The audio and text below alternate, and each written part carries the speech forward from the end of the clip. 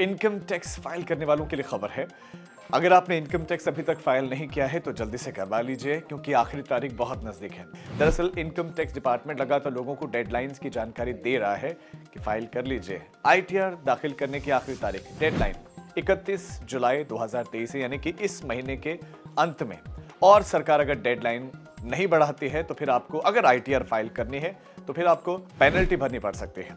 और इसीलिए जल्द से जल्द अपना इनकम टैक्स आप फाइल करें, इनकम टैक्स रिटर्न फाइल करें। और इनकम टैक्स विभाग ने आईटीआर भरने के प्रोसेस को तो बहुत आसान बना दिया है। अगर आपके पास इससे जुड़े हुए सभी डॉक्यूमेंट्स अवेलेबल हैं, आपके पास हैं, तो आपको आईटीआर फाइल करने में बस कुछ मिनट का समय लगेगा।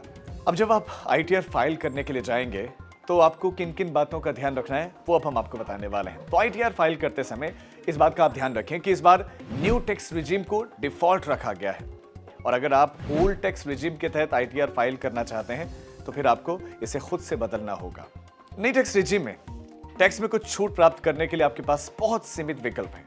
हालांकि 7 लाख रुपए तक की आय को प्रभावी रूप से टैक्स फ्री कर दिया गया है। नौकरी पेशा लोग जिन्हें सैलरी मिलती है, आप और हम, ऐसे लोग सबसे पहले अपने संस्थान में फॉर्म 16 या फिर 16A प्राप्त कर लें। अब इससे आपकी सैलरी से जुड़ी हुई सारी जानकारियां आपको मिल जाएंगी, जैसे कि बेसिक सैलरी क्या है, एचआरए कितना है और दूसरे अलाउंसेस आपको कितने मिलते हैं। इनमें से कई पर टैक्स में छूट भी मिलती है। अब आप इनकम टैक्स रिटर्न दाखिल करने जा रहे हैं तो अपने डॉक्यूमेंट्स की आप जांच जरूर कर लें, उनको एक बार चेक जरूर कर लें, पढ़ लें। ऐसा ही एक डॉक्यूमेंट है फॉर्म 26AS।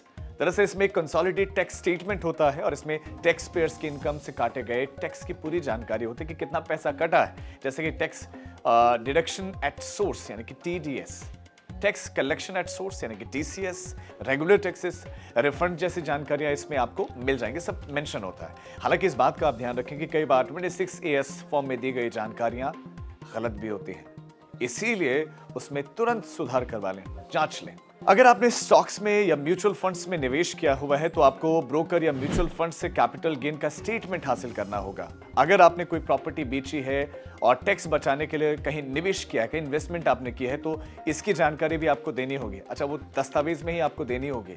एक बार अपने 26AS में TDS TCS की जांच के बाद से आप एनुअल इंफॉर्मेशन स्टेटमेंट यानी कि AIS को जरूर मिला लें, मैच करना है। इसमें सभी सेविंग अकाउंट की डिटेल्स होती है। इस वजह से आपको पता होगा कि बचत खाते में जमा राशि के अनुसार आईटीआर फाइल करने की आपको जरूरत है या फिर नहीं। तो देर ना करें, क्योंकि अब आपके पास ज्यादा समय बचा नहीं है। 31 जुलाई तक का समय आपके पास है और आईटीआर फाइल करना बहुत आसान है। आप घर बैठे बैठे इसको आराम से कर सकते हैं और वो हमने बताया इन पॉइंट्स के जरिए कि कैसे आप आईटीआर फाइल कर सकते हैं। आप इजीली सारे डॉक्यूमेंट्स हासिल भी कर सकते हैं।